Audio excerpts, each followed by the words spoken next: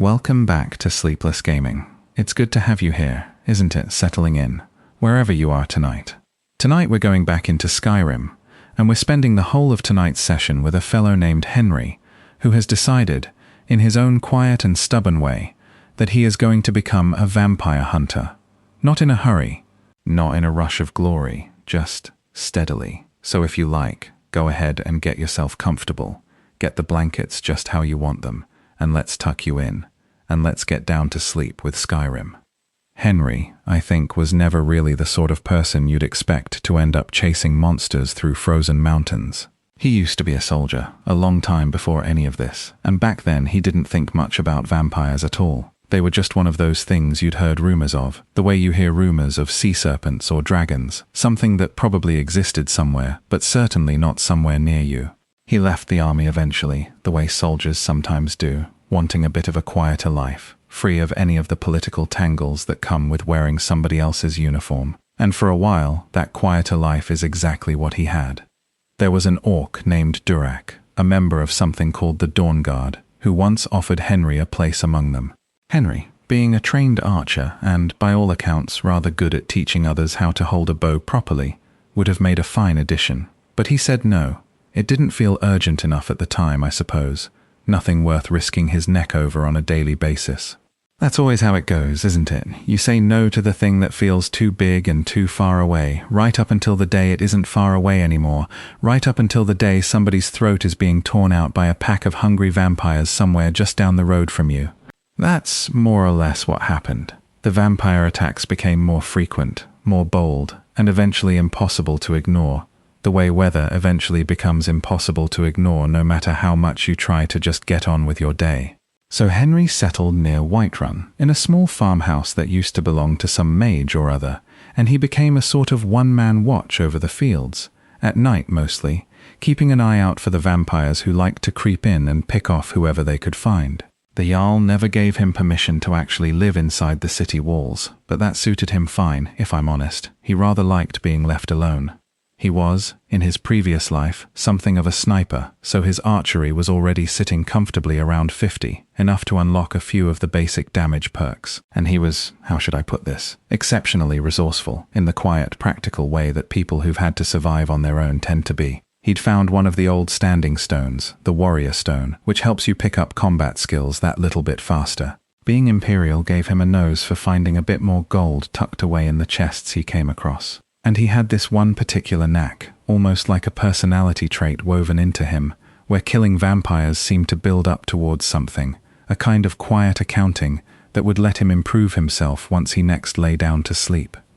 It worked something like this, and you don't need to follow every detail, just let it wash over you if you like. Every vampire he killed near his little farmhouse added up, and the next time he slept and leveled up, he'd get skill points equal to how many of them he'd put down. And those points would go towards whichever trees he'd already decided on. He'd chosen 3, enchanting, smithing, and heavy armor. Why those 3, you might wonder? Well, he was leaning heavily into archery and crossbows, and a hunter who relies entirely on a crossbow tends to be what you'd call a glass cannon.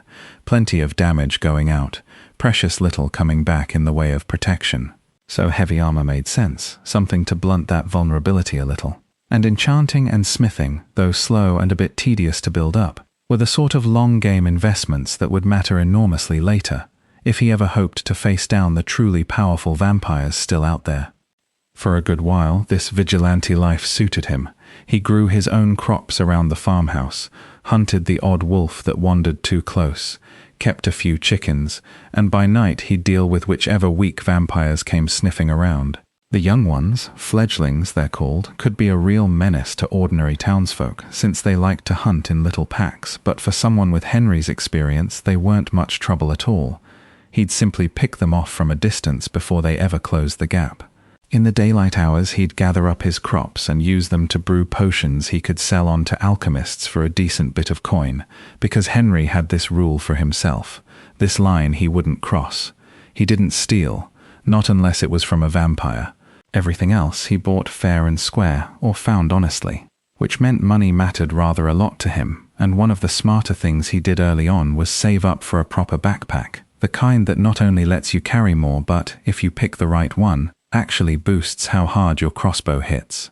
He was, it turned out, annoying somebody quite important, because even the Dark Brotherhood, a rather unpleasant guild of assassins, sent someone after him at one point. But the trouble with working alone became harder and harder to ignore as stronger vampires started showing up in the area.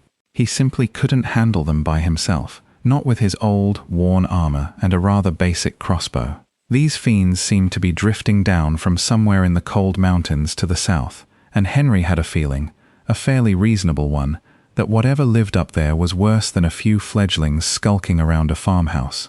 Still, he managed to track a handful of these lesser vampires to a den not far off, and while the damage he could do to them was fine, the damage they could do back to him was, frankly, deadly. Facing down a master vampire alone very nearly meant the end of him. He got a few sneaky hits in and escaped with his skin, but only barely, and he knew, in that quiet, honest way you know these things about yourself, that he needed to be part of something bigger. So he finally took Durak up on that old offer, all this time later.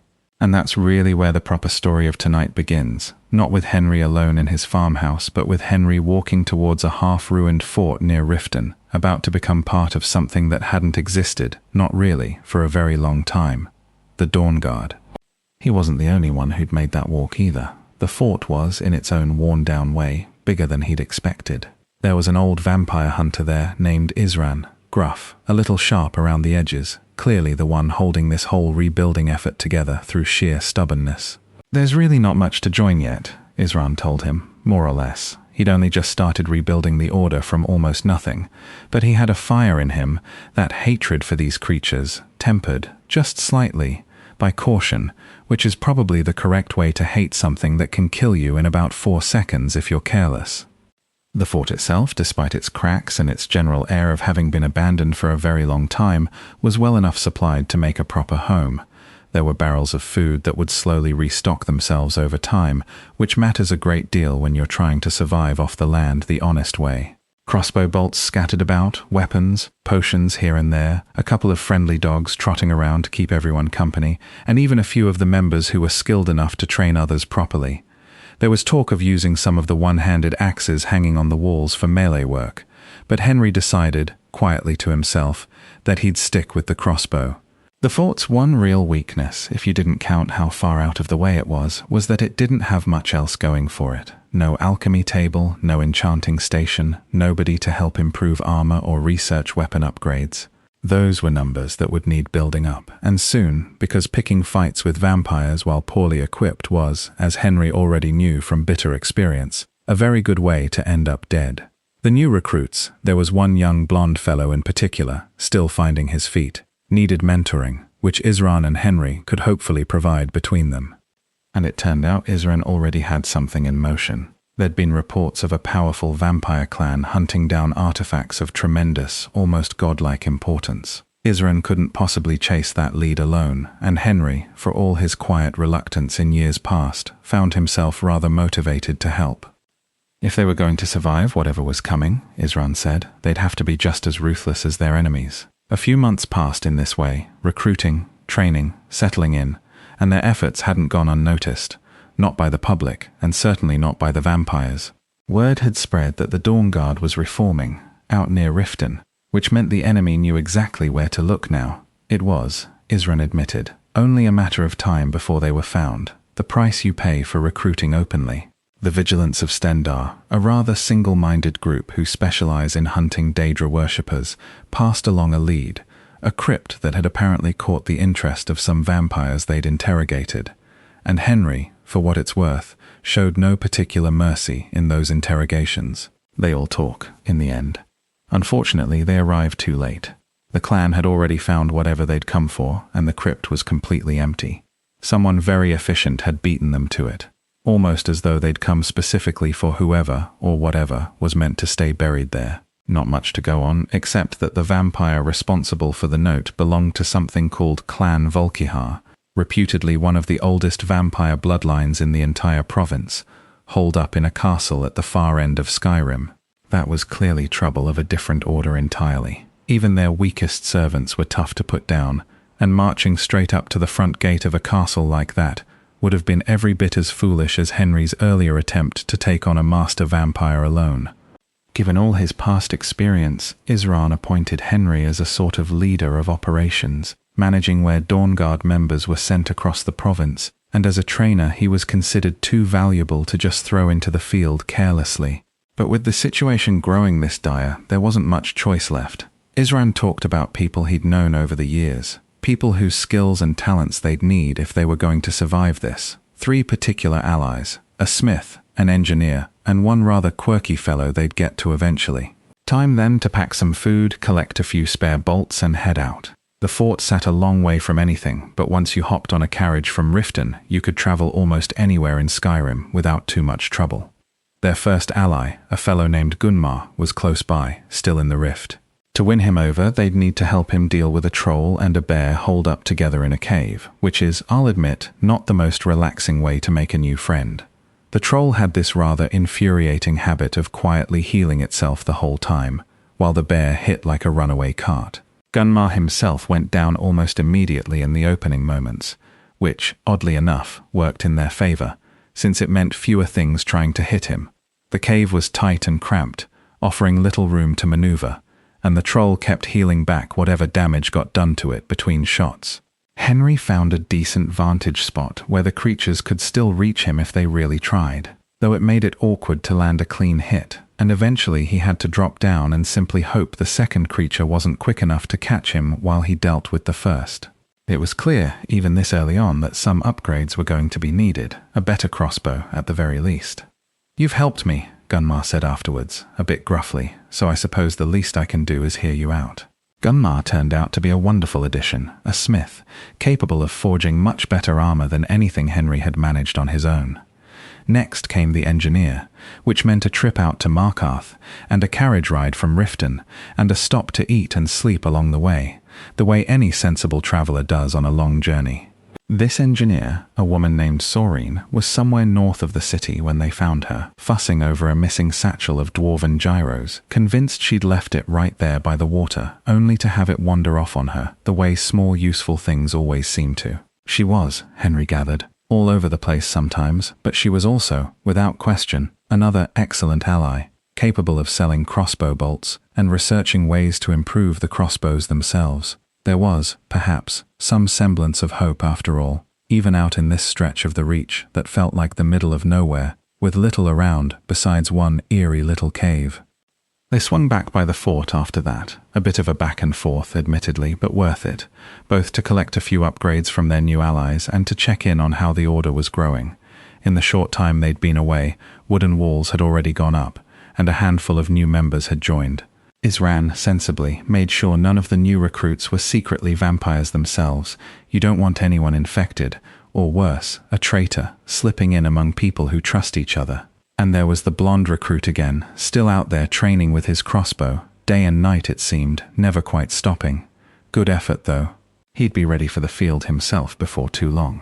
And there was one more surprise waiting back at the fort, tucked away in what had become their favorite little corner of the place. The interrogation room. A vampire had shown up there of her own accord, carrying an Elder Scroll on her back, of all things. It seemed increasingly likely she was connected to whatever had been taken from that empty crypt. She'd apparently stumbled onto some obscure prophecy and become quite lost in it. The part that seemed to matter most was that vampires might no longer need to fear the sun, that someone out there wanted to control the sun itself, and through it, the world. As much as Henry and Isran distrusted this creature on principle, her story did line up rather neatly with their own reports and everything they'd observed of the wider clan's behavior. This whole clan of bloodthirsty monsters really was chasing some grand, ridiculous prophecy. And the vampire herself, it turned out, was the daughter of the clan's leader, a fellow named Harkon, probably the single most powerful vampire lord in the entire province. Letting him gain control of the sun would be, to put it mildly, catastrophic. There was real suspicion about her, naturally. She might be a spy sent to worm her way into their ranks, but why risk so much, arriving with an Elder Scroll, not even bothering to hide the obvious curse she carried? Perhaps, just perhaps, there was some hope to be found in defeating her father after all. Henry decided to keep her close, watching carefully. "One wrong move," he told her plainly, "and you're nothing but a pile of ash. Something about you makes me think I can trust you, he admitted, almost against his better judgment. I wouldn't be so sure of that, she replied. Trust is never freely given, and you've just handed me yours, which honestly makes me trust you a little less. It was, in its own strange way, the beginning of something between them. Dangerous as it was to keep her around, it seemed wiser to put her to good use than to throw away a resource like that. They took a sample of her blood for examination. Vampires of her sort, they knew, use a kind of health-draining magic that lets them soak up an enormous amount of punishment, which meant she could serve well as a tank in a fight, someone to draw the worst of an enemy's attention while Henry worked from a distance. And speaking of withstanding punishment, this was around the time Henry finally got his hands on a proper armor upgrade from Gunmar, the Dawn Guard armor, which really does have a wonderful look to it, rugged and purposeful. Wearing the entire set grants a bit of extra protection against vampires specifically, which would prove enormously useful in the months ahead. Despite the danger lurking just down the hall in the shape of an actual vampire, the fort at night had this surprisingly cozy feeling to it. Firelight, the low murmur of people settling down, dogs curled up somewhere warm. I need to go to sleep, Henry thought to himself eventually. There's a long day ahead of us. Morning, as it tends to, arrived rather abruptly, along with a fresh set of tasks from their new allies. Gunmar wanted to add some real punch to their crossbow work, and had tracked down the location of some genuine dwarven diagram drawings which would let them enhance the crossbows properly. There was also a lead on some dwarven artifacts. If the vampires were after powerful items, it seemed only sensible to even the odds a little. Gunmar's own assignment involved hunting down a master vampire, unfortunately in the freezing stretch of land above Windhelm, which is never a pleasant errand. And their final task was to find that third powerful ally. Gunmar agreed they'd need a fellow named Ventius, described as a mage of sorts, a little eccentric, but the kind of person who could prove exceptionally useful against vampires. They wouldn't be using his spells themselves, mind. Henry stuck stubbornly to his bow and one basic healing spell. But the order works as a whole, not as separate little missions, and if Henry could manage all this alone, he probably wouldn't have needed to join in the first place. While all this was happening, a good number of the Dawn Guard were tasked with finding a moth priest somewhere in Skyrim, someone capable of actually reading the Elder Scroll they now had. They needed to know precisely what these clans were after. Members spread out, asking innkeepers, carriage drivers, even the mages up at the College of Winterhold for any leads, and a few were even sent across the sea to the island of Solstheim to ask around there. Meanwhile, Henry and his new companion, the vampire whose name it turned out was Serana, decided to keep a low profile, attracting as little attention as possible. Neither of them had much interest in being ambushed by a vampire lord who'd decided they were becoming enough of a threat to warrant his personal attention. Serana's first lead took them near Riften again, to a fort that turned out to be little more than a medium-sized bandit hideout, no vampires involved at all, which gave them a good opportunity to test just how useful she'd be in a real fight.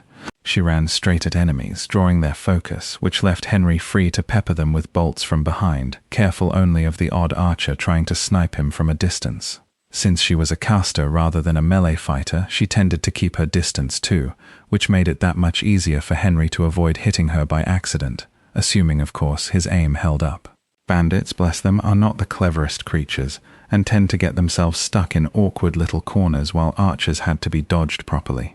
A vampire doing this same trick, mind, healing herself off the damage she deals, would be an entirely different kind of nightmare.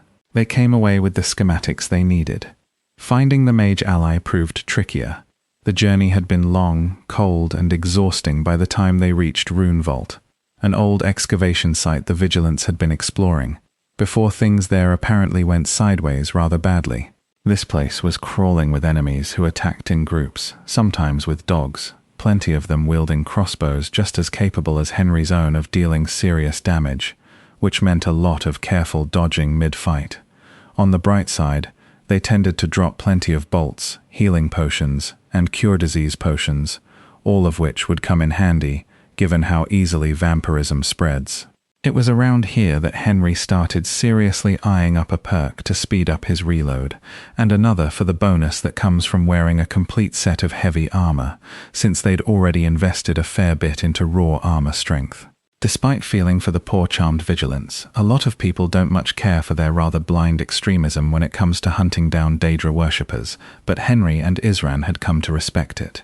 They were certainly seen as a threat by the vampire clans, and that made them useful allies, in a grim sort of way. One trick Serana had that Henry rather liked was her ability to reanimate a fallen body, giving the enemy something else to focus their aggression on besides the two of them.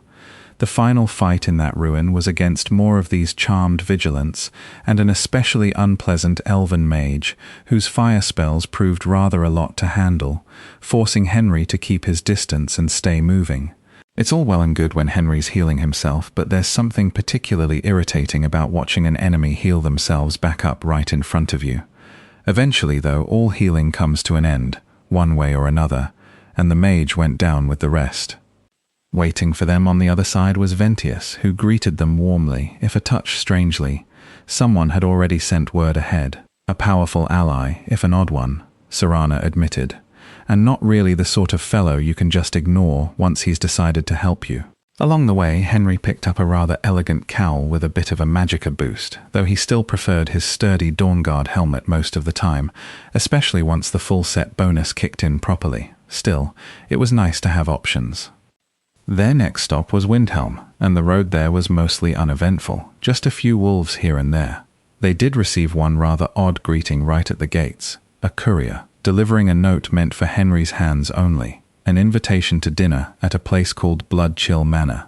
It had the unmistakable smell of a trap set by vampires hoping to lure them in for a feast of their own. Henry sent Durak, disguised as an unassuming dinner guest, along with his unit as backup, to look into it quietly. Knowing it was likely a trap helped a little, but there was no telling how many or how strong the vampires waiting there might be. In Windhelm itself, while chasing down clues about those dwarven artifacts, they crossed paths with a group of Alakar warriors searching for a Redguard woman, apparently going by a false name, with a reward on offer for anyone who could point them toward her. Henry had no particular interest in getting involved in that particular business, whatever it was, though he did wonder, quietly, why that mattered more to some people than the vampire threat did. They eventually found a useful lead in a Dunmer-run tavern, suggesting quite a trip lay ahead of them once the master vampire business was finished. Henry took a room to sleep off the fatigue, since nothing ruins your aim quite like that heavy, blurred feeling that comes from going too long without rest, and he spent a quiet evening disenchanting a few odd magical trinkets he'd collected. A habit he intended to keep up, since enchanting was going to matter a great deal down the line, and any spare magic item was fair game for the enchanting table. It looked, that evening, like a pleasant enough sunny stretch, but don't be fooled by that. It turns cold fast up in that part of the world. Henry spent a good while trying to bring down a rather stubborn mage who kept slinging fireballs from a safe distance, neither of them quite willing to close the gap, and Serana clearly wasn't keen on wading into the water either. He landed a few good hits, but the man had healing tricks of his own, which made the whole exchange feel a bit pointless in the end. And there was a reason that little detour mattered more than it seemed. It had eaten up enough time that night had properly fallen by the time they were done, and the master vampire they'd been sent to deal with was holed up on a shipwreck, crashed straight into a glacier out in the middle of freezing water. There was no clever way around it, no path along the mountains that would let them avoid the swim entirely. The gap between the glacier and the surrounding rock was simply too wide. They'd have to go in. There's something almost impressive about how easily vampire lords manage frozen lakes, simply flying above them without a second thought about the cold. Henry and Serana had no such luxury. They were already freezing before they'd even touched the water. Henry, being no stranger to survival challenges by this point, made sure to set up a save point right at the water's edge so they could go in with as much health as possible. It was, admittedly, a little frightening. They did have a healing spell, but it's a slow thing to use in the middle of a proper fight, though thankfully some of those charmed vigilants back at Runevault had left behind a decent stock of healing potions. The swim itself was a near thing. The master vampire had brought along a handful of bandits, essentially using them as cattle, with a tanky leader and a couple of archers who, surprisingly, went down rather easily. Almost suspiciously so for something happening on the hardest difficulty. After a rough first attempt, Henry reloaded and tried a slightly different approach, finding a spot closer to the shipwreck itself, near a bear that needed dealing with first. The water was lethal to linger in, but there were patches of ice here and there to stand on which helped. Serana absorbed a great deal of punishment before finally getting knocked out at one point, and once that happened, they simply had to hope the enemies wouldn't manage to find a path around to Henry directly. He picked off the chief, and then it was down to one last vampire, which is always so much more manageable than facing several at once. You can stagger a lone enemy properly, keep them from casting their spells, let Serana drain away at their health while they're interrupted. That last vampire got stuck fighting around a chunk of ice Henry was using for cover, which made him easy pickings whenever he peeked out. When Serana looked close to going down again, Henry simply ducked behind cover, let her recover, and let her draw the vampire back in for one final push. Finally, something warm again. The freezing corners of Skyrim really do test a person's patience. Henry looted everything he could, gathered back what bolts he could find, and made the long, cold swim back. They made camp for the night, and of course, because the world enjoys its little cruelties, vampires attacked that very night. Fledglings, easily handled as always, but one blooded vampire proved a genuine test. Henry's reload speed simply wasn't fast enough yet to keep up. Serana got knocked out again, her reanimated helper didn't do much good, and the vampire kept draining health back from whatever poor soul it could reach. It came down to the wire, genuinely, dangerously close, but Henry pulled through, astonished, honestly, that he was still standing at all. No healing potions left, and using the healing spell mid-fight is never quite safe enough to rely on, so it really came down to landing his shots cleanly, and hoping Serana held her ground, neither of which had gone particularly well that night. Thank the nine they were close enough to Windhelm to sell off some loot and finally activate that faster reload perk they'd been chasing. Since they were nearby, it made sense to follow up on that dwarven artifact lead. Nothing much troubled them on a bright sunny day of simply tracking down notes, one tucked in a chest not far off, a second out in the fields behind Whiterun, a third in Whiterun's own Hall of the Dead, guarded by little more than a few weak skeletons and a shiny stone Henry didn't much care about, though a shrine to Arche honoring the dead did seem worth a moment's respect, offering a blessing that boosted his health, which never hurts to have. The final note waited near Falkreath. Given that the attacks on Whiterun had originally come from that direction, Henry had a strong suspicion there was a den, maybe more than one, of vampires lurking somewhere near that city, and he wouldn't have been at all surprised if the fiends had followed them and sent someone to finish the job. Sure enough, there was trouble waiting. A summoned gargoyle, tough as they come, but manageable. The final note, along with a curious crystal, led to a place called the Sightless Pit, though that would have to wait for another day. First, they needed rest, potions, and to sell off whatever they'd collected. Vampires, as it happens, tend to drop a great many valuable gemstones, which makes hunting them rather profitable, in a grim sort of way. Henry wanted to stop by Dragonbridge and then Solitude, since one of their army contacts worked there, and Solitude tends to be a good place for trade generally. It was a strange kind of comfort, really, that the vampires no longer seemed to care much about the sun anymore. They must be truly rattled by now, which suited Henry just fine. Their stop was the Penitus Oculatus outpost, home to a friend who commanded the Emperor's own bodyguards. They took the vampire threat seriously enough, given how it might endanger the Emperor himself, though not with quite the same intensity Henry and his allies did, which was fair enough, all things considered. They were, however, eager to deal with the Dark Brotherhood, which suited Henry perfectly, since it meant one less cult of murderous fanatics trailing after them. Along the road toward the capital, they crossed paths with more of those Alik'r warriors, still hunting their mysterious Redguard woman with a rather unprofessional level of persistence. Not Henry's problem, though.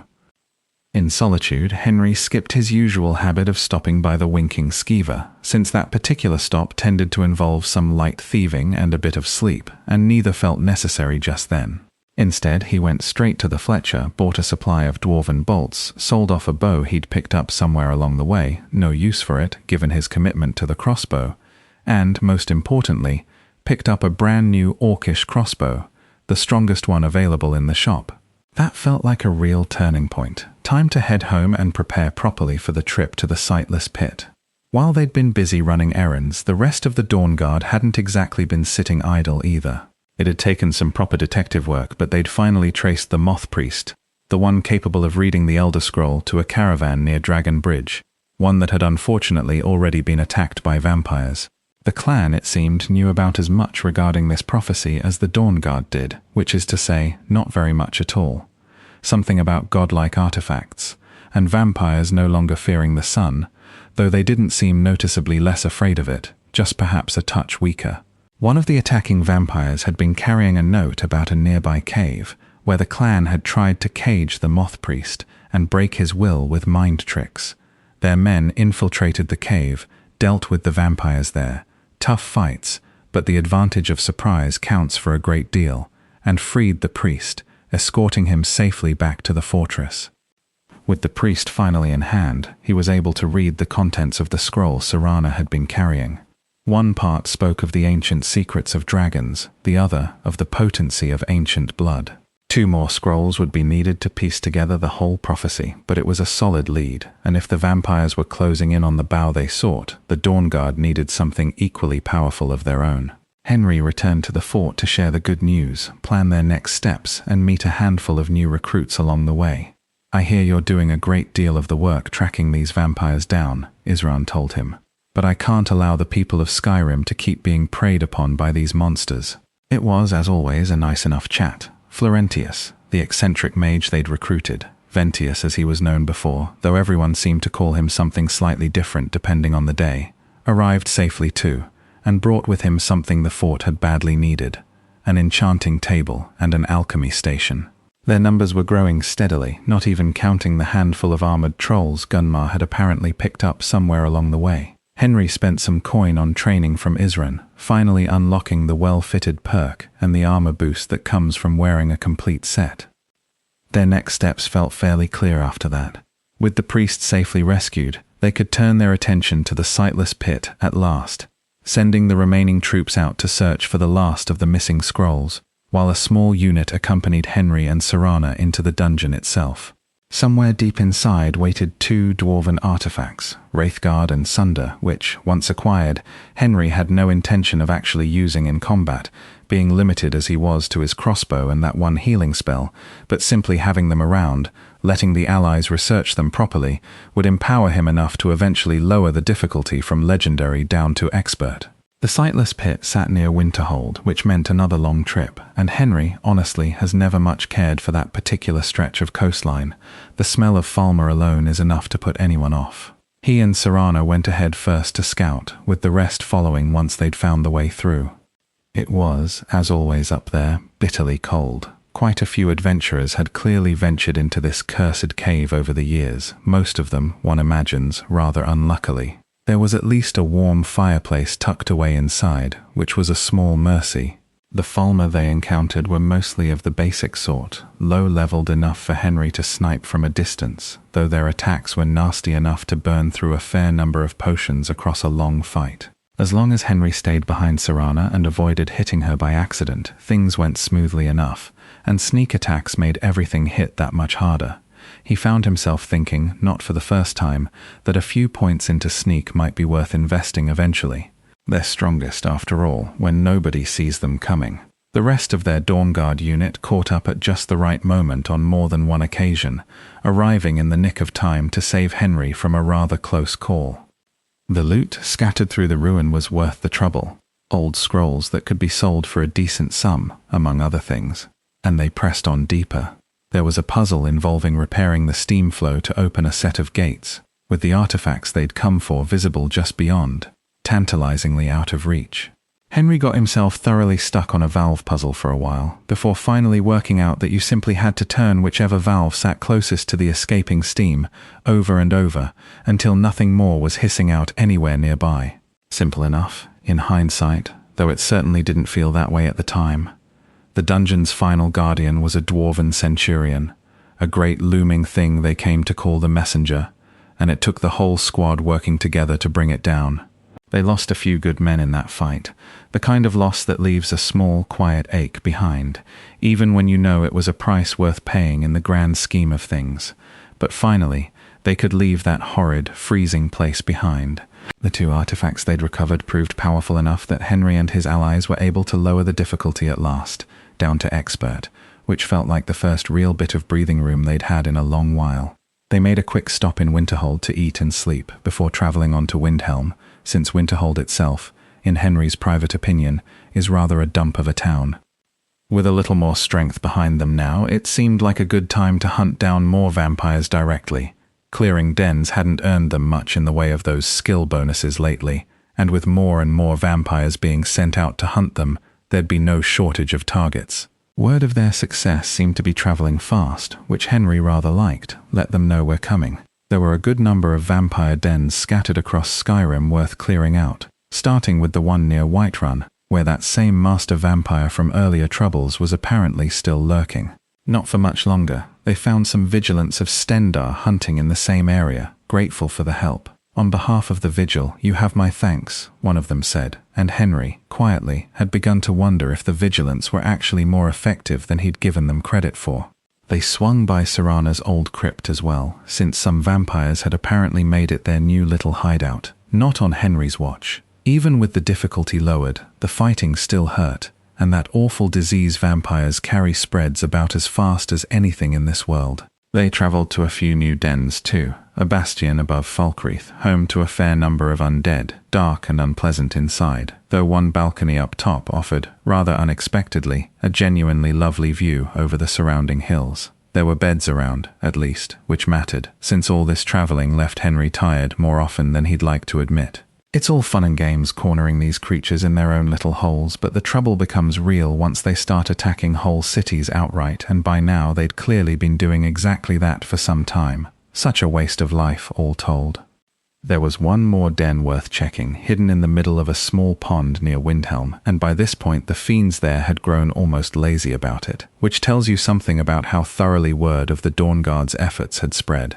You simply can't sleep soundly anymore knowing there's a vampire hunter out there working through your kind one den at a time, and that, by now, was very much public knowledge. Henry ended this particular sweep with a visit to Dawnstar. There was a chest half buried in the snow, unclaimed by anyone, so no harm in taking it, and he sold off or disenchanted a good deal of gear there, stocked up on food, and picked up a couple of grand soul gems for later use.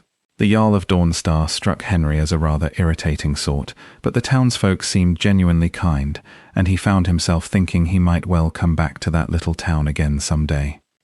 Heading back toward the fort, they were ambushed fairly often by vampire scouts in the canyon, which was, in its own strange way, a convenient source of those skill points, since these particular fiends weren't much of a threat, and seemed to turn up near the fortress every few days without fail. The scouts weren't the only visitors, though. Plenty of ordinary people had also come seeking shelter, fleeing the vampire attacks elsewhere. Isran, sensibly, wouldn't let them inside the fort proper, not knowing which of them might secretly be spies. You simply can't trust anyone besides your own, not in times like these. While a small unit helped Henry with the artifact recovery, the rest of the order stayed characteristically busy. The Moth Priest still needed 2 more scrolls to complete the whole prophecy, and Serana had a few ideas about where one of them might be found. Deep in enemy territory, inside Castle Volkihar itself.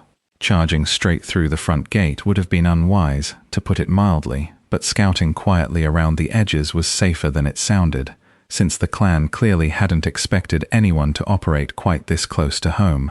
The key turned out to be a side dock, leading to a secluded section of the castle, seen by very few.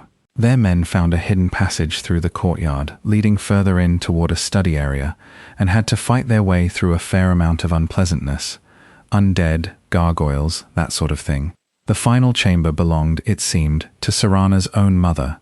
Her journal was discovered there, and using the small amount of Serana's blood they'd kept from earlier, along with those notes, Florentius was able to open a portal into something called the Soul Cairn, a strange, otherworldly place where soul-trapped beings end up. He had to briefly trap a portion of his own soul to make the crossing safely, which Henry was, quietly, very glad someone else had volunteered to do. Serana's mother, Valerica, agreed to hand over the scroll she'd kept hidden all this time, given the dire state of things.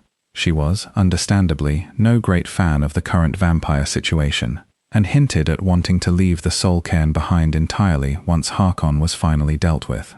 Henry wasn't entirely sure he liked that idea, if he was honest with himself. Letting another vampire, particularly one of her considerable power, freely roam Tamriel again.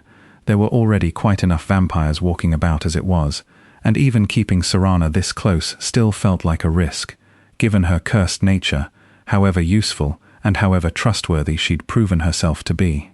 Her contacts at the College of Winterhold turned out useful once more. helping the men track down a scholar named Septimus Cygnus, someone who'd apparently spent years buried in the study of Elder Scrolls. After speaking with him, they were pointed toward the final scroll, hidden deep in a dwarven city somewhere beneath Skyrim itself. Isran had the moth priest read through everything at last, and finally they had a clear goal in front of them. The question that remained was simple enough to ask, and rather harder to answer.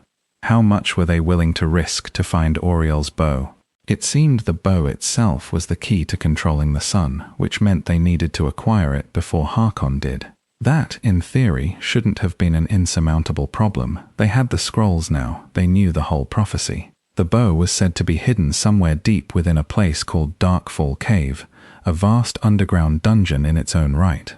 Their members could hold the fort well enough on their own, so leaving again wouldn't spell disaster, and Henry sent the rest of their forces out to search for other artifacts, thinking the college might prove useful once again, or perhaps something waiting on Solstheim. He sold a few things they'd collected along the way, bartered for a bit more coin, and finally, they were ready to leave.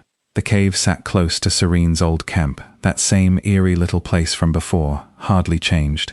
They used the inn in town to rest and eat, following much the same route as before. The bow, according to what they knew, drew its power directly from the sun itself, which explained its role in the prophecy. As far as anyone knew, it had never once fallen into a vampire's hands. They needed to be careful. Difficulty was set to expert now, but Henry and Serana were sent in alone to retrieve the bow, since the bulk of the Dawnguard's forces were spread thin elsewhere, either hunting artifacts or clearing dens.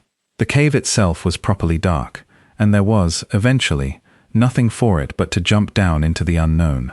Spiders, giant ones included, Henry could live with, so long as things didn't get much worse from there. Something's not right here, Serana warned him at one point, and she wasn't wrong. A group had gathered ahead, and it quickly became clear this wasn't going to be a simple trip. How, Henry wondered, could they possibly know to come to this exact cave? They knew nothing of the prophecy, nothing about the bow's location. It seemed too deliberate to be mere coincidence. They gathered up every spare bolt they could find, since with the road ahead looking long, every single one would count. Some of the enemies down there proved genuinely tough, though they at least carried valuable gems worth the trouble. The real complication turned out to be a Volkihar vampire waiting among them, proof this hadn't simply been a random band of fiends stumbling onto the cave by chance. Someone had told them exactly where to look, and had persuaded the Falmer guarding the deeper passages to let them through.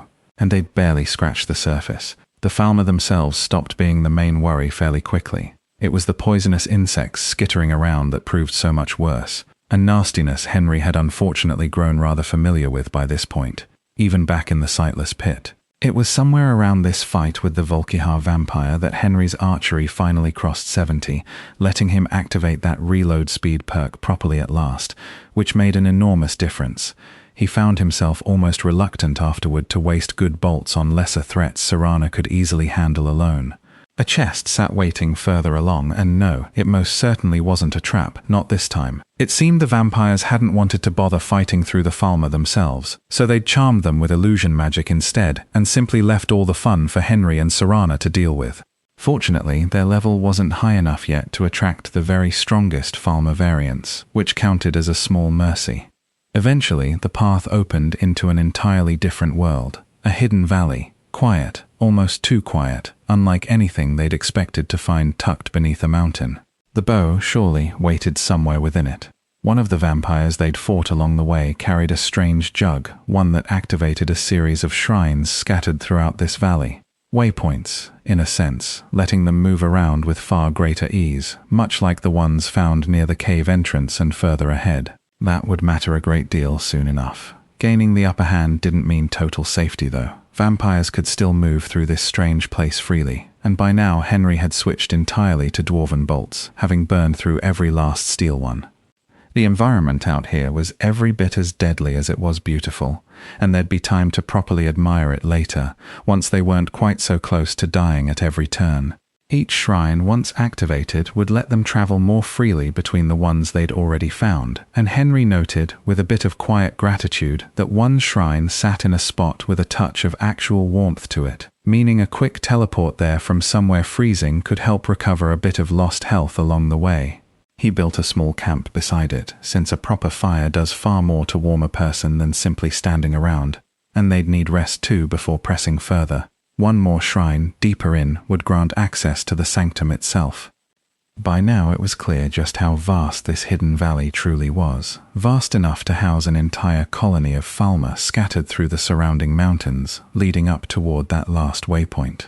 Henry, from a distance, could pick off most of them before they even noticed he was there, which made the open chasm sections manageable, though the narrower tunnels and caves proved trickier, forcing him through more freezing water than he'd have liked, which, as established, is never a pleasant thing to repeat. When the situation allowed, he'd finish off weakened enemies with a simple melee strike from the crossbow itself, laughably weak in terms of damage, but useful for saving bolts on enemies with only a sliver of health left, and it still counted toward his archery besides. Falmer traps, thankfully, gave themselves away easily enough by now. A swift death was the least Henry felt he owed them, honestly, given how thoroughly annoying they were as a species.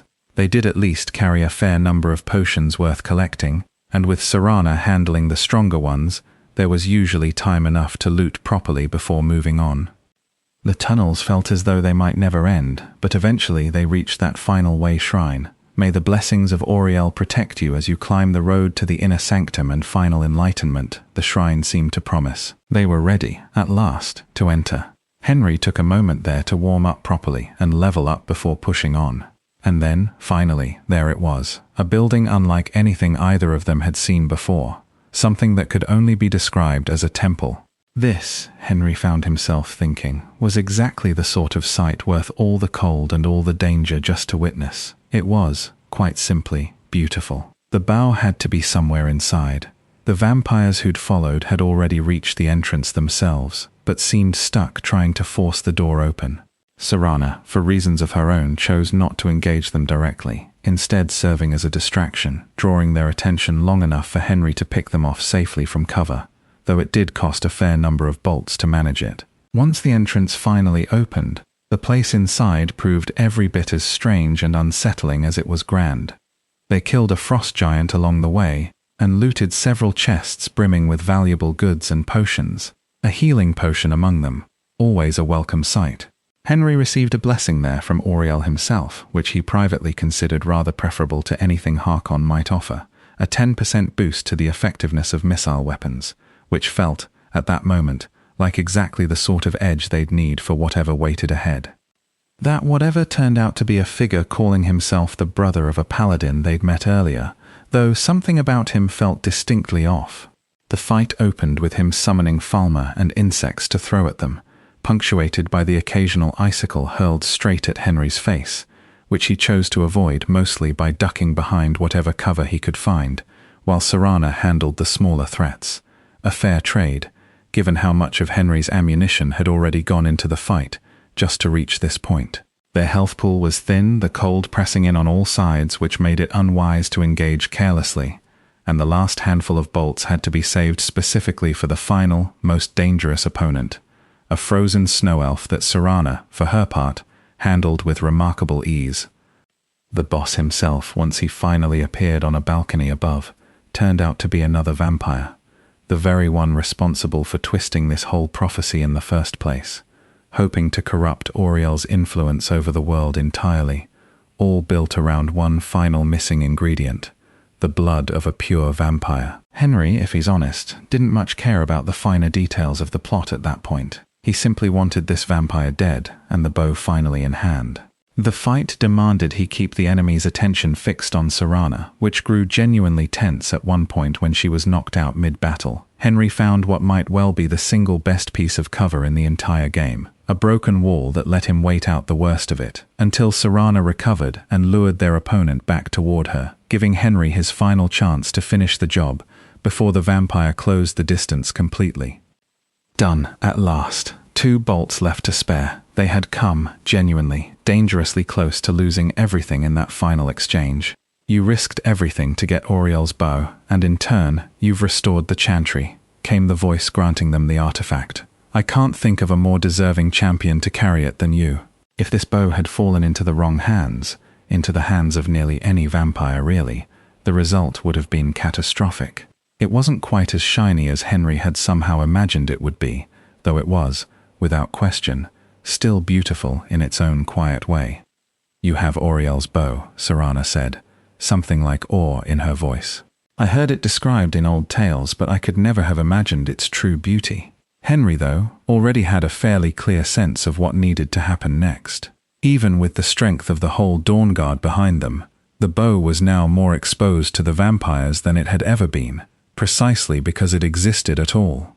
They'd have to fight through the Order's ranks first, certainly, but with attacks coming almost daily and no clear count of how many vampires remained, there was every chance they could get lucky enough to seize it, especially if Harkon himself decided to make an appearance, a fight none of them were confident they could win outright. Assaulting Castle Volkihar with the bow in tow risked simply handing it over should anything go wrong, and if there truly was a traitor somewhere among their own ranks, quietly feeding information to the enemy, capable of stealing it away at just the right unguarded moment, then keeping it around at all was far too great a gamble. Even in their possession, if it went unused, nothing about the wider situation would actually change, and if the vampires managed to take it, that would be the end of everything. The prophecy, in the end, lived and died with this one bow. That, of course, was the entire reason they'd gone after those dwarven artifacts in the first place. The entire reason so much careful research had gone into understanding Serana's own blood. The bow needed to be destroyed.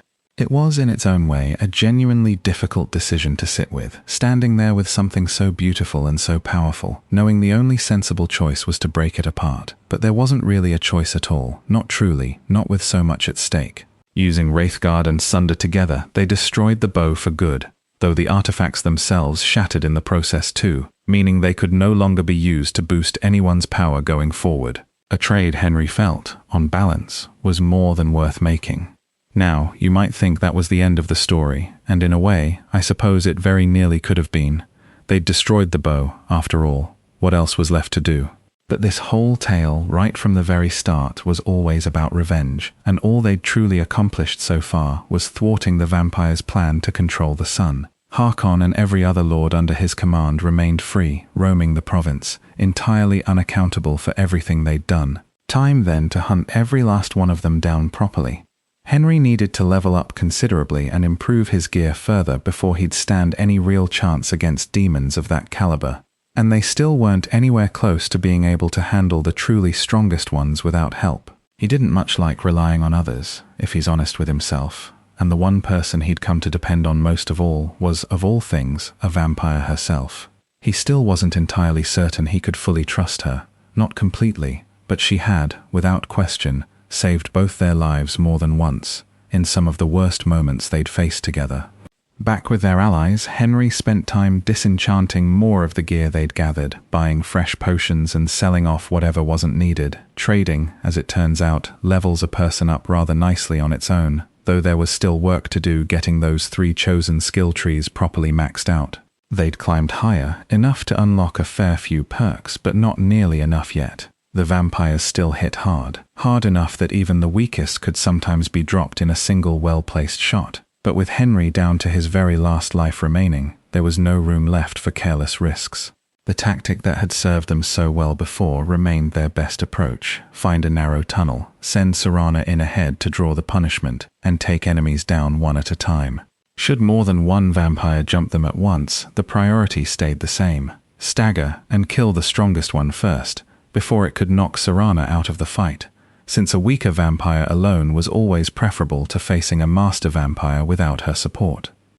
There was, admittedly, quite a lot of quiet walking involved in all of this, simply roaming Skyrim, letting random encounters happen near the places most likely to draw vampires out, since Harkon himself seemed properly furious by now, sending his kin out constantly. That, or running into those persistent Alika warriors, still hunting their elusive Redguard woman, an effort Henry had by this point stopped finding funny, and started finding almost sad.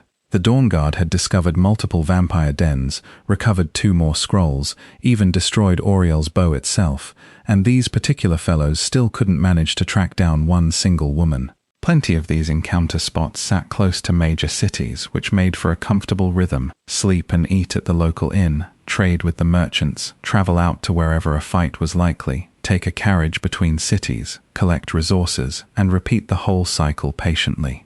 Vampires tended to reoccupy old dens after a few days had passed, which gave them plenty of opportunity to clear the same spots out more than once. A small cave near Dragon Bridge, thick with fiends once again, was well worth revisiting while the opportunity remained. Their reload speed and staggering ability had improved enough by now that vampires often didn't get a proper chance to attack at all before going down. Restoration magic proved a wonderfully steady way to farm experience too, since regenerating after nearly every single fight was simply part of the routine. Henry also wanted to travel out to Solstheim since they still needed a properly skilled enchanting trainer, something none of their current allies could really offer. Archery, heavy armor, restoration, smithing, all covered wonderfully, but enchanting remained a gap. Word among the men stationed there pointed toward a Telvanni wizard on the island, though the whole place seemed to be under the sway of some strange, unseen power that had everyone building odd little shrines before bed, which turned out, at least, to be a rather convenient way of fast-traveling closer to that same wizard, sleeping and waking up nearer to their destination. The wizard's prices for training, unfortunately, turned out to be entirely unreasonable, which felt, on reflection, like a fairly wasted trip in the end. Henry did stumble across a rather rude fellow looking for funding for some excavation site or other, who received a firm and immediate no. Apparently this particular fellow didn't lend coin to outsiders under any circumstances, and made his warning about staying out of his way quite plain. Not much else worth doing on the island just then, so they moved on, having at least gained a fair bit of experience along the way, drawing closer to being strong enough to face the strongest vampires entirely on their own terms. Reports came in of suspicious vampire activity around Morthal, a town Henry usually preferred to avoid, if only because Morthal has always struck him as a rather odd little place, but this felt important enough to investigate properly. Talk in town centered on a burned-down house where a family had apparently died, all but the husband, whose lack of any real grief struck several people as deeply suspicious, almost as though he might be under some vampire's influence. He blamed a hearth fire, though plenty of locals whispered that he'd started the blaze himself. Henry didn't like the feel of it at all, and the cold outside made investigating properly a bit of a slog. The people at the inn weren't much help, mostly working, sleeping and eating, and not paying much attention beyond that, which left the suspicious husband looking, if anything, more suspicious still. The burned house itself held a few clues, along with something rather unexpected, a ghost. They played along with a bit of hide and seek, and once found, the ghost led them straight to her place of rest, where a vampire promptly attacked. It turned out she'd been spending an unusual amount of time with a man named Alva, which pointed, unsurprisingly, right back to that suspicious fellow from the inn. So there it was. The man who'd burned down his own house had been living quietly among them the whole time. If he'd been under a vampire's influence when he did what he did, Henry reasoned, he was probably in a better place now. If not, well, he'd gotten exactly what he deserved. Alva's own journal, once they found it, was full of useful information, mentioning a master vampire named Movarth and a plan to enslave the whole town, explaining, rather grimly, why going out at night here had grown so dangerous. And based on what she'd written, the vampires clearly knew by now just how dangerous Henry and his allies had become in turn. After everything they'd faced in that hidden valley beneath the mountains, this felt almost manageable by comparison. The vampire's lair sat close by, and the townsfolk seemed eager to help, though most of them lost their nerve once the moment actually came. Understandable enough, really, if you're an ordinary person rather than a trained soldier turned vampire hunter. Venturing into something like this would be a genuinely terrifying prospect.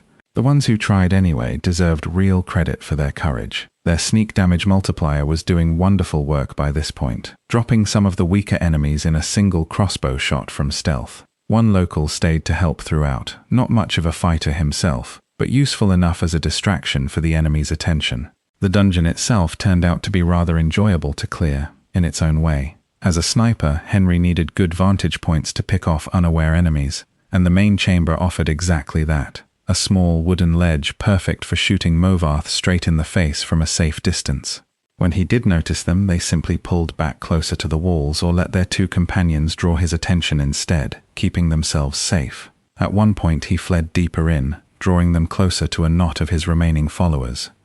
Only a handful of vampires remained after that, and between Henry's staggering shots and Serana's spells, The rest fell without much trouble.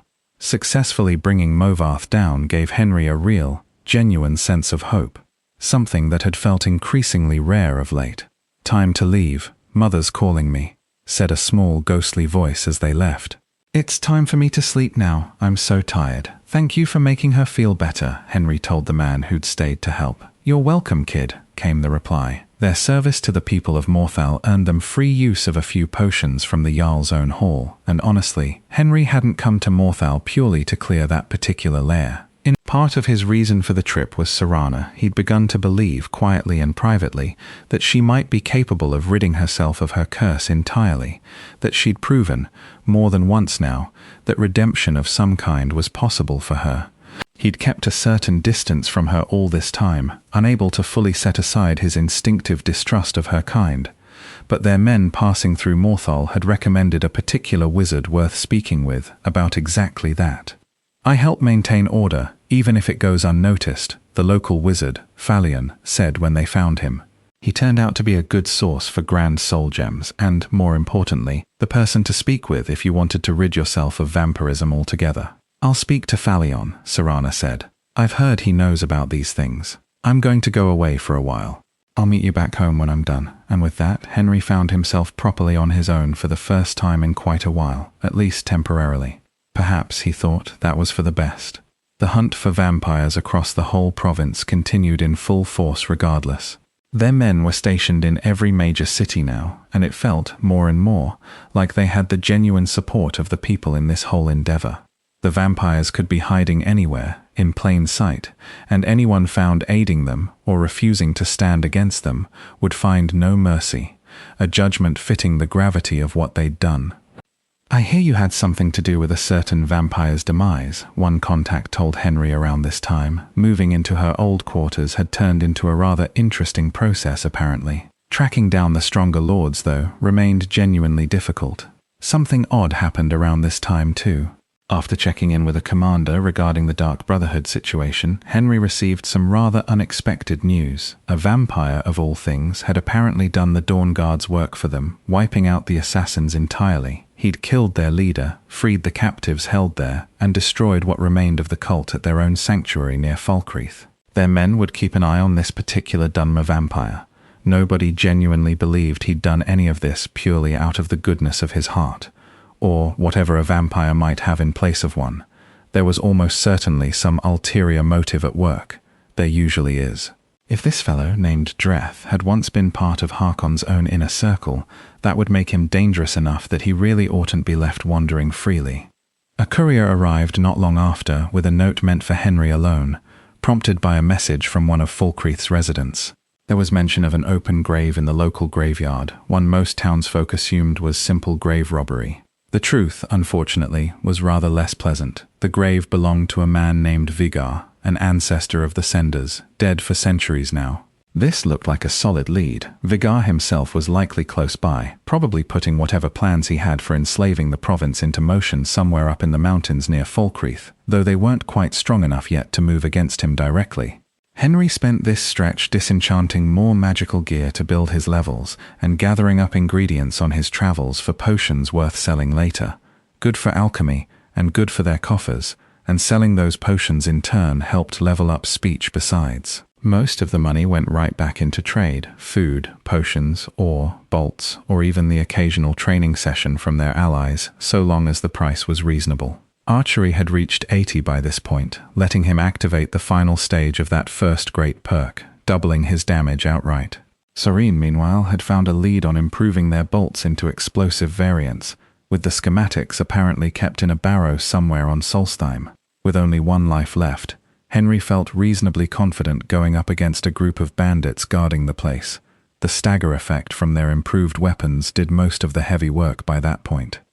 Those new explosive bolts promised to be a great deal of fun going forward.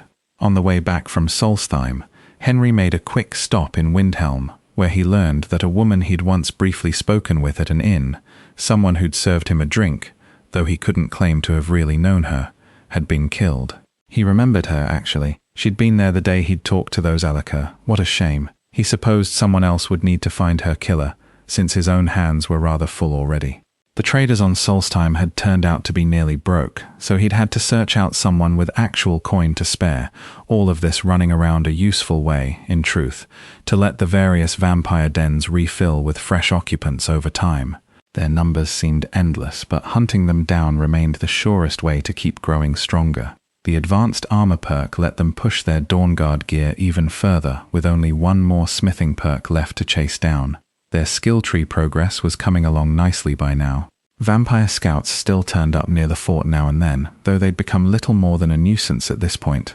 Some still attacked towns, unfortunately, but there was a calmer feeling now to traveling the province at night. You could actually stop and take in the stars for a moment without constantly bracing for an ambush. When vampires did appear, Henry found himself reaching for a racial ability he hadn't much used before, a calming effect that could pacify enemies nearby, useful for escaping a fight gone wrong, or simply for setting up a cleaner sneak attack once they'd lost track of him entirely.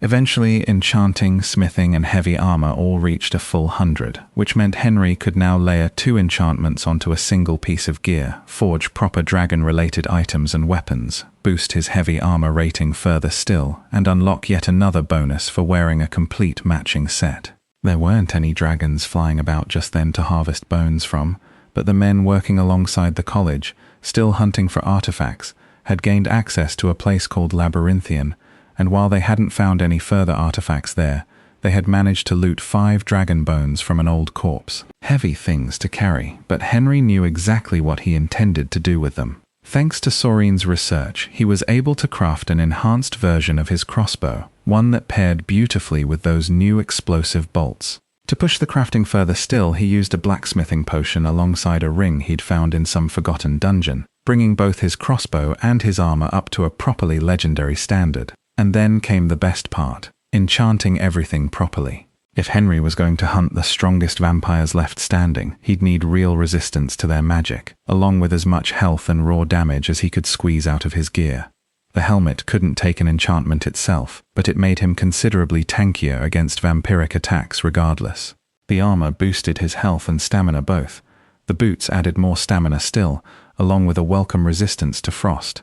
The gauntlets improved his crossbow damage and made him harder to detect, letting him linger in sneak attacks that much longer. The ring added further resistance against whatever spells vampires might throw his way. The necklace layered on even more health and magic resistance on top of that. He suspected he'd need every bit of it before this was over. And that backpack, as mentioned before, boosted crossbow damage further still. All told, with every fortification stacked together, his new crossbow dealt roughly triple what the old orcish one had managed, and the enhanced version ignored armor entirely on top of that. He'd added fire and shock enchantments to it as well, both of which vampires despise, choosing to skip frost damage entirely since they carry a natural resistance to the cold. He named the crossbow Vengeance. They were, at long last, ready to finish what they'd started. While Henry had been finishing up his gear, the rest of the Dawnguard had stayed characteristically busy in the meantime. Confident enough now, they'd moved against Castle Volkihar directly, and it had gone surprisingly well. Only the weaker members of the clan seemed to still be around, as though the stronger ones no longer felt safe staying there, and had scattered to carry out whatever plans they had elsewhere. It was strange to think back on how, only a few weeks earlier, the Order had been desperately trying to fly under the radar, terrified of drawing too much attention, and how thoroughly the tables had since turned. Isran hadn't felt it wise yet to send their young recruit along on the castle assault, given how new he still was, still cutting his teeth defending the fort against the occasional scout. His time in real combat would come soon enough. The castle's remaining defenders were dealt with, leaving only 4 members of Harkon's true inner circle unaccounted for, including that same Dunmer, Dreth, they'd been quietly tracking, along with Harkon himself and Vigar, the vampire presumably still hiding somewhere in the mountains near Falkreath. Their only real lead toward their whereabouts now involved a vampire apparently trying to worm its way into the confidence of the Jarl of Dawnstar, that same rather irritating fellow from before. The Jarl's in danger, came the report. A vampire had positioned itself as a visiting advisor at court. Destroy it before it completes whatever it's planning. Convince the Jarl of the danger and he'll allow you to move against the creature. If not, best not to get caught trying regardless. The longer this dragged on, the greater the danger to the Jarl himself. It seemed almost unbelievable that nobody in Dawnstar had noticed this particular advisor's rather hungry-looking eyes. "That's quite a bold claim," the Jarl said when Henry raised it. "I'd need proof before I could accept something like that." Well, Henry doesn't make a habit of stealing, unless it happens to involve a vampire. A note found on the creature suggested 2 members of Harkon's court had been working together to enslave Dawnstar, using this advisor to sway the Jarl while quietly picking off the local vigilance. There was mention of a nearby hall belonging to them as well, though by the time Henry got there, it seemed the vampires had already dealt with whoever had been stationed inside. A real waste. Someone in Dawnstar had clearly been working with them all along, and a number of vigilants had gone missing besides, which felt like far too much coincidence to ignore. They found a dead vigilant nearby who'd apparently been investigating the very same situation, and following his trail, Henry checked the belongings of 3 possible suspects. One had a stash of bloody rags on him, which suggested rather strongly that he wasn't only there to mine ore. "What do you want, Imperial?" the man snapped, and Henry, quietly, already knew. There was, sure enough, an actual shrine to Molag Bal hidden away, almost certainly the work of Clan Volkihar, given they'd kept a similar shrine back at their own castle. Dawnstar felt considerably safer once that particular threat had been dealt with, though the work there wasn't quite finished. A note found on a man named Fenric, someone apparently turning into a vampire himself who'd been sacrificing missing vigilants to Molag Bal in some desperate attempt to be cured, mentioned a meeting between 2 Volkihar vampires right there in Dawnstar, and a third operating out of that same bastion near Falkreath they'd already visited once. Rather than simply ask the friendly local wizard for help the sensible way, Fenric had apparently been convinced that mass-sacrificing vigilance was the smarter cure. Henry and Serana waited quietly in the tavern for the meeting to take place, and sure enough, a few hours later, there they were. Henry made good use of those new explosive bolts against them, and it bears repeating, all of this was managed on the hardest difficulty available. It took a fair number of potions mid-fight to see it through, but the damage output by this point was, frankly, staggering, and these were no fledglings, genuine vampire lords, brought down all the same. Their next stop was the 3rd vampire mentioned in Fenric's note, working alongside the 2 they'd just dealt with, holed up in that same bastion above Falkreath they'd cleared once before. It seemed there simply weren't many places left for them to hide, not with their castle already cleared out. This one, unfortunately for him, was about to get quite the surprise. The contents of one journal found there answered a fair number of lingering questions. It mentioned an orc named Mogrel, who'd apparently sold information about the prophecy, the bow's location, and the planned Dawnguard assault on Castle Volkihar, all in exchange for a hefty payment and a promise of safety from Harkon's anger. That explained the ambush in the Forgotten Vale, and how the vampires had managed to keep an upper hand even without ever finding the scrolls themselves, and how some of the castle's defenders had known to flee before the final assault came. There'd simply been one variable nobody in the enemy's plans had properly accounted for, just how powerful Henry and his companions had actually become by the end of it all. That's a good many fewer vampires to worry about now. Good work, good day, a familiar voice greeted Henry back at Solstheim not long after. This better be good, Henry thought, following the man he believed to be the traitor, Mogrel. You leave me no choice, traitor, he told the man plainly. You could have doomed us all. Mercy, the man pleaded. No, Henry answered. I should have dealt with you the moment I suspected. You betrayed us. For what? Safety from the vampires, came the excuse. They're monsters, Henry told him, same as anyone who chooses to side with them. Please, the man begged, stay out of my way and we'll do just fine. Mulder doesn't lend coin to outsiders, came another familiar phrase, and it was only then Henry realized, with a slow and rather uncomfortable sinking feeling, that he'd hunted down and killed the wrong Mogrel entirely. Their forces stationed on Solstheim had overheard the actual traitor talking, asking around about the scrolls and the vampires, before quietly selling that information along, and Henry, in his haste, had accused and punished an innocent man instead. Mogrel would, hopefully, forgive them for that rash and impulsive mistake one day, though it would likely take him a good while. Still, Henry simply couldn't afford to be lenient with anyone who might genuinely be a traitor, not with so much at stake. Hey, I'm glad you're back, someone greeted him warmly once he'd returned. I feel like I can breathe again, for the first time since I was turned, Serana told him around this time. The world feels alive, and so, somehow, do I. Do you get lonely? Henry asked her. More than you can imagine, she admitted. Are there people in your life? Aside from that whole misunderstanding with Mogrul, the men back home had spent this stretch quietly celebrating. They'd stayed in touch with Gelibor, the former paladin they'd met back in the Forgotten Vale, in case anything further happened there, and it seemed Harkon himself had gone looking for more powerful artifacts in that very place, and had been defeated there by, of all people, a Dunmer. Their own men investigated once word reached them, and found his body, his true, monstrous form laid bare. One of their greatest threats, dealt with, and the Dawn Guard hadn't even had to lift a finger. The deed, it turned out, belonged to Dreth. He'd killed Harkon in order to seize his position of power for himself without question, which made him, if anything, an even greater threat now than before, as the presumed new leader of whatever remained of the clan. There was more to this Dreth than they'd first realized, though. They'd been tracking him for some time now, and speaking with the people he'd befriended along the way had proven surprisingly informative. Not only had he wiped out the Dark Brotherhood, for reasons still not entirely clear, but he'd also caught and dealt with a killer in Windhelm, and even helped fund that rude excavator on Solstheim who'd once turned Henry away. And to top it all off, their sources reported that the real Mogrul, the actual trader, the one who'd betrayed them, had also been killed, apparently by this same Dunmer traveling through the island. People had spotted him in so many places by now that it had become genuinely unsettling. Some of the men wondered if he might be an ally, much like Serana had become, but Serana herself made it clear that wasn't the case. She'd fled from Harkon the very moment they'd rescued her from that crypt. According to a contact on Solstheim, this Dunmer had once been an apprentice there, long ago, and had been part of the vampire clan for centuries since, doing whatever Harkon demanded of him without question, and ought to be held fully accountable for everything that entailed.